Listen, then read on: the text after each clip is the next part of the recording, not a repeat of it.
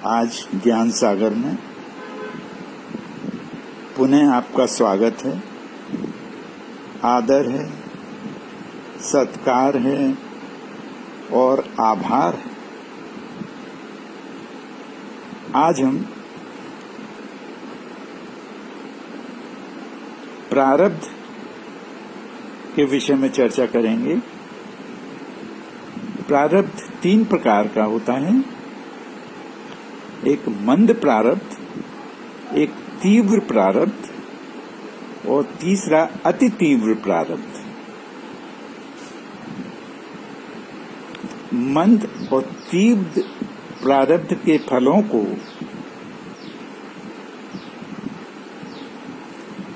कुछ हद तक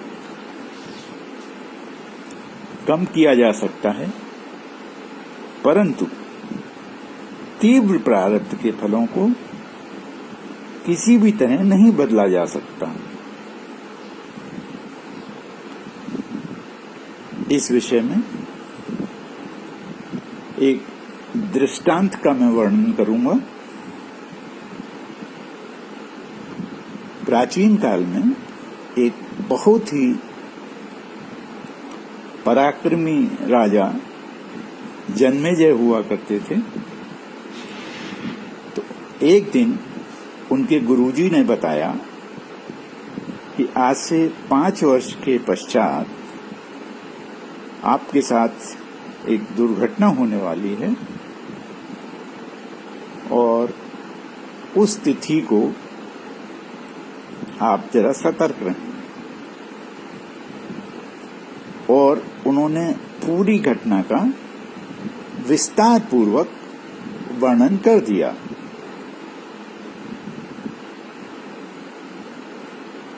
तो राजा ने सोचा कि भाई इसमें क्या है, इसको तो हम रोक ही सकते हैं। तो उन्होंने अपने मंत्रियों को बुलाया और मंत्रणा करने के पश्चात इस निष्कर्ष पर पहुंचे कि राज्य में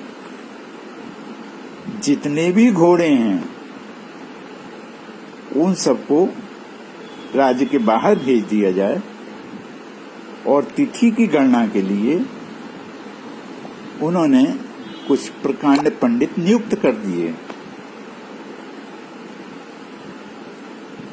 समय पूरा हुआ और पंडितों ने राजा को बताया कि समय पूरा हो गया है, परंतु समय की गणना में त्रुटि हो गई।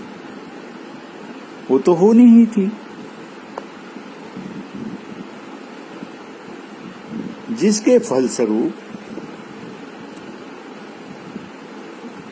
पूरी दुर्घटना उसी क्रम में हुई जिस क्रम में उनके गुरुजी ने बतलाया था। तो वो घटना इस प्रकार थी कि जब समय पूरा हो गया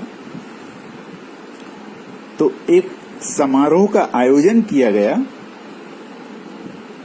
और उस समारोह में जितने भी राजा थे उनको आमंत्रित किया गया। तो एक राजा काले घोड़े पर सवार होकर आए। राजा जन्मेजय को उनके घोड़े ने बहुत आकर्षित किया और वो अपने आप को रोक नहीं पाए और काले घोड़े पे सवार हो गए। जैसा गुरुजी ने बताया था कि वो काला घोड़ा उनको तीव्र गति से दक्षिण दिशा की ओर ले गया और वन में पेड़ के नीचे ललना नाम की अति सुंदर स्त्री बैठी हुई थी। राजा जन्मेजय उस पर मोहित हो गए और उन्होंने संभोग का प्रस्ताव रखा। स्त्री ने कहा कि संभोग तो केवल विवाह के पश्चात ही होता है। तो राजा ने कहा, ठीक है, हम आपसे तुरंत विवाह करेंगे। उन्होंने स्त्री को अपने घोड़े पर बैठाया और अपने महल में ले आए। विवाह की सारी तैयारियां की गईं, परंतु 21 प्रकांड पंडित उस समय उपलब्ध नहीं हुए। तो संख्या पूरी करने के लिए कुछ ब्राह्मणों के जो सुपुत्र थे उनको बिठा दिया गया। इस तरह 21 ब्राह्मण पूरे हो गए और विवाह की विधि आरंभ कर दी गई। इसी बीच में ललना का दुपट्टा उड़कर एक ब्राह्मण के सिर पर गिर गया।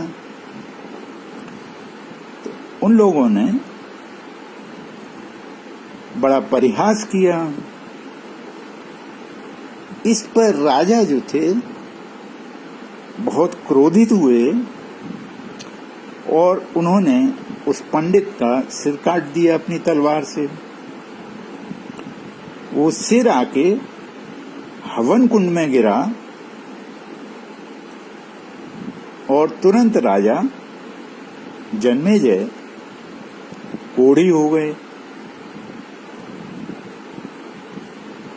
बिल्कुल उसी क्रम में सब कुछ हुआ जैसा उनके गुरुजी ने उनको विवरण दिया था।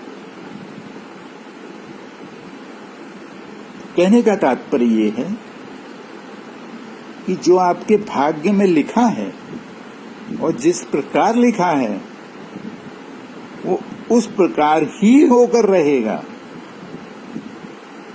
अनहोनी होनी नहीं और होनी होए सो होए। आपका बहुत बहुत धन्यवाद। अब मैं अपनी वाणी को यहीं पर विराम देता हूँ।